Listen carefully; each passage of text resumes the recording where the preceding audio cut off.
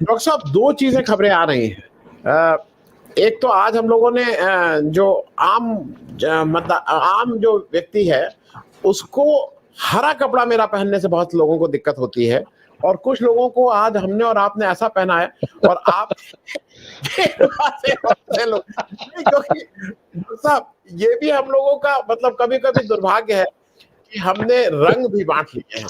हमने रंग बांटा, हमने मवेशी बांट लिए हैं, गाय हमारी बकरी तुम्हारी, हमने फल बांट लिए हैं, खजूर उनका और नारियल अपना। कुछ कुछ मतलब हम लोगों ने तो जो बांटने का जो सिलसिला छोड़ा है, तो सर दिन भी बांट लिए हैं, दिन भी बांट लिए हैं दिन भी कि बांट लिए हैं आप तो। रविवार ईसाइयों का है। हाँ, तो अब तो मालूम नहीं मोदी जी क्या क्या बंटवा देंगे। लेकिन मैं एक चीज ये समझना चाह रहा हूँ, खास करके जो पश्चिम बंगाल में जब जाके मोदी जी ये कहते हैं कि हमारा सर्वाधिक और बेस्ट परफॉर्मेंस पूरे देश में गारंटी के साथ वो कह रहे हैं कि वेस्ट बंगाल में होगा, तो क्या ये मोदी जी मान लिए हैं कि 26 में 26 सीटें गुजरात में नहीं आ रही? क्योंकि बेस्ट परफॉर्मेंस तो उससे ज्यादा क्या होगा? क्या ये 25 में 25 सीटें राजस्थान में नहीं आ रही? क्या 29 में 28 सीटें मध्य प्रदेश में नहीं आ रही? क्या 10 में 10 हरियाणा में नहीं आ रही? मुझे लगता है कि आदमी के मुंह से कभी कभी सच्चाई निकल जाती है, तो उनकी जहां पे इतना ज्यादा फिसलन है वहां पे उनको ये उम्मीद है कि वो वेस्ट बंगाल में कुछ अच्छा करेंगे। मैं डॉक्टर साहब दोनों चीजें आपसे इसलिए पूछ रहा हूं एक साथ कि पश्चिम बंगाल को लेके एक बड़ी भारी टिप्पणी प्रशांत किशोर भी लगातार करते रहे हैं, तो ये मुझे ऐसा लगता है कि ये केवल साइकोलॉजी मतलब माइंड गेम है, साइकोलॉजिकल वो है। क्योंकि जैसा मैं देख रहा हूं तीसरे चौथे चरण के बाद तो अब एक तरफ चुनाव करीब करीब एक तरफा होता जा रहा है। सातवें चरण में 8 सीटों पे बिहार में है, 4 सीटों में हिमाचल में है, 3 झारखंड है, 6 उड़ीसा है, 13 पंजाब है, 13 उत्तर प्रदेश है, 9 पश्चिम बंगाल है और 1 अंडमान निकोबार है। ये मैं इसलिए पूछ रहा हूं आपसे, एक तो ये, दूसरी एक खबर आपके जो दिल्ली में मित्र हो या प्रकाश पुहारे साहब अभी बताएंगे जो महाराष्ट्र के मित्र हो, ये चर्चा बहुत ठीक से चल रही है कि इस समय नितिन गडकरी साहब को लेके बहुत सी संभावनाएं तलाशी जा रही हैं। अच्छा, वो संभावनाएं कोई इंडिया गठबंधन में तो तलाशी नहीं जाएंगी, वो संभावनाएं तलाशी जा रही है भाजपा में।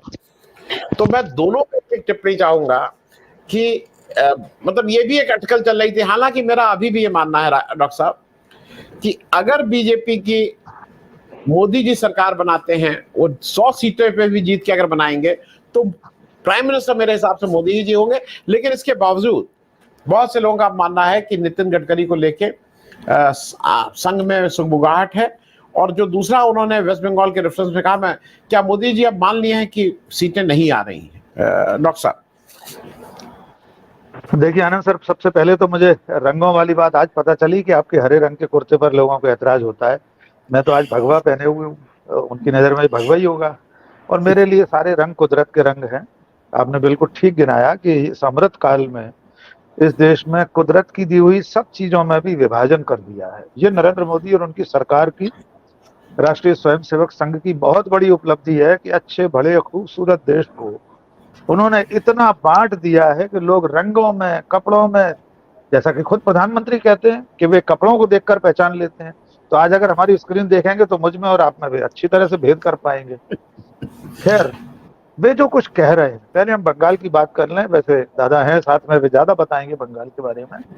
लेकिन प्रधानमंत्री की ये स्वीकारोक्ति कि सबसे अच्छा प्रदर्शन बंगाल करने जा रहा है, तो इसमें यह भी तो अंतर्निहित है, अंडरस्टूड है कि बाकी राज्यों में जहां वे पिछले चुनाव में यानी 2019 के चुनाव में चरम पर थे, शिखर पर थे, सारी की सारी सीटें जीते थे, वहां से अच्छा अगर बंगाल हो रहा है तो बाकी राज्यों में एक एक सीट ही कम करके गिन लीजिए। चलिए आप राजस्थान में 1 सीट कम कर लीजिए, गुजरात में 1 कम कर लीजिए, हिमाचल की 10 में से 1, दिल्ली में से 7 में से 1 कम, मध्य प्रदेश की 29 में से 28 थी तो 27 अगर रह जाएंगी।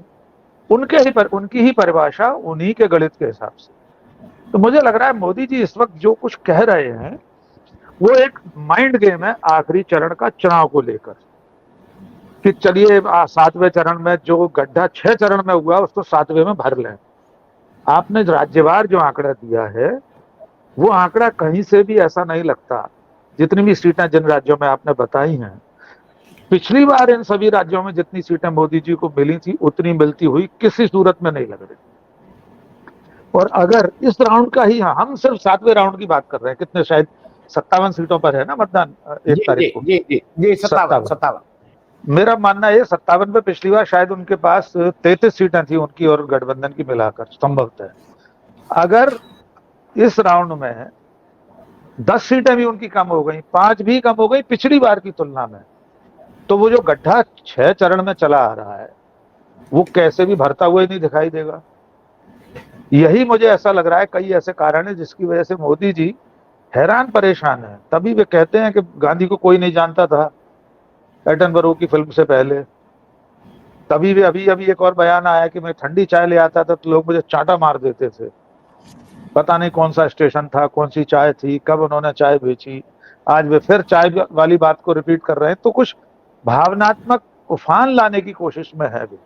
लेकिन अब मुझे नहीं लगता भारत की जनता इन सब बातों में, इन फरेबों में फंसने वाली है। जो फैसला उसे सुनाना था वो सुना चुकी पिछले 6 चरण में। सही गलत जो भी, उसने मोदी जी को ही चुना होगा तो चुन लिया होगा। अब इस 7वें चरण में आखिरी ज्यादा उठापटक से उन्हें कोई फायदा होता हुआ मुझे नहीं लग रहा। जहां तक बंगाल का प्रश्न है, मोदी जी ने एक बात बिल्कुल सही कही है कि विधानसभा चुनाव में उनकी जो सफलता थी वो आशातीत थी, अद्भुत थी, इससे कोई इनकार नहीं कर सकता। इसके बावजूद ममता बनर्जी ने अंततः सरकार बना ली थी और आराम से, शान से सरकार वे चला रही। बीजेपी ने पश्चिम बंगाल में हिंदू मुस्लिम करने के लिए संदेश खाली का मामला सामने लेकर आई बीजेपी।